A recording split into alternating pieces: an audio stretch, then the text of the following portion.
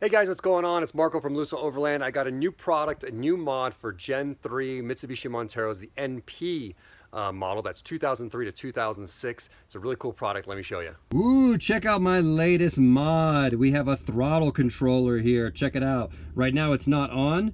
I hit it, and now it's in sport mode. That's the blue light. I hit it again. This purplish light, that's race mode. And I hit it again, and it's in eco mode. And then I hit it again, and it's off. We're just back to the regular throttle response. So now this isn't actually going to add any power to your vehicle. Your engine's horsepower is still the same, but what it is going to do is eliminate some of that lag. When you push down on the accelerator, that lag is going to go away and it's going to respond faster. It's also going to increase kind of the RPMs per where you're at on the accelerator. So I'm going to demonstrate that here in a bit, but basically you're just making the throttle zippier, more sensitive. It's going to respond to you faster. Now I'm going to attempt to illustrate for you what this throttle controller, how it feels, what it looks like when it's in operation. So I'm going to take the RPMs up, and I'm going to keep my foot in the same position. I'm not going to move my foot. I'm going to keep it at 2,000 RPMs. The throttle controller is not on. All right, I'm going to hit it, and we're going to hit sport mode. You can see the RPMs raised up. Now I'm going to hit race mode. They raced up even more there. Now we're gonna hit eco, and it's gonna drop down lower than the original starting position of the 2,000 RPMs. I'm gonna turn it off, and you can see the RPMs come back up. So I know that's not like a perfect illustration of what it does, but basically, when you're pushing on the pedal, when you're in sport mode, and especially in race mode, the smaller increments that you push the pedal are gonna have a more dramatic effect on the RPMs. And the opposite in eco mode, it's going to be like detuned almost, like you need to push the accelerator pedal down farther to make the same amount of impact. So it's going to almost like force you to drive a little slower, lower RPMs, use less fuel. So that's the thinking behind it. So I think it's pretty cool. I've actually really enjoyed having this on my vehicle for the past few months and playing around with it. And I tend to find myself driving in the sport mode option.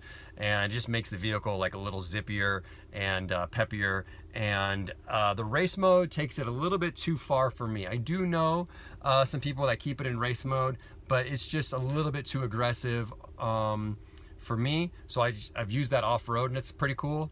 But I mostly leave it in sport. That's just personal preference. Yeah, one of the cool things is that it takes like no time to install. There's no splicing wires or anything like that. So let me show you real quick how to install it. Installation on this is incredibly simple. Only takes like 5 minutes. Here's what you're going to get in the box. You can get the module itself, an instruction manual, a trim removal tool, the switch for inside the cab, and some zip ties. First step is going to be coming over to your battery and disconnecting the negative battery cable. Mine is just a single 10mm. So we're going to go underneath the driver's side footwell. Here's the accelerator pedal, and if you follow it up, you'll see this big connector. So go ahead and disconnect that. Next, you want to take your new module. You want to take the plug, the big plug that has the female side on it, and plug it in to that same place where the factory plug used to be until it clicks, just like that. Then you're going to take the factory plug and plug it in to the male side of the harness right here. So that's going to look like that when you're done. And then lastly, we just need to take the smaller wire with the green connector. We need to take that up behind this knee panel, feed it up. We're going to be installing, I'm going to be installing mine right here in this empty blank, but you could install it anywhere you like. If you wanted to put it on one of these blanks, you could do that too, and just feed the green connector back behind the center console and fish it out through here. So since I'm going to be installing it right here, you can use your trim removal tool to get behind this, and you'll be able to pop it out. This has the interior light dimmer, and what we're going to do is use the tool to now pop out the switch blank this way, like that, till it pops backwards like that, and then same thing on the bottom side.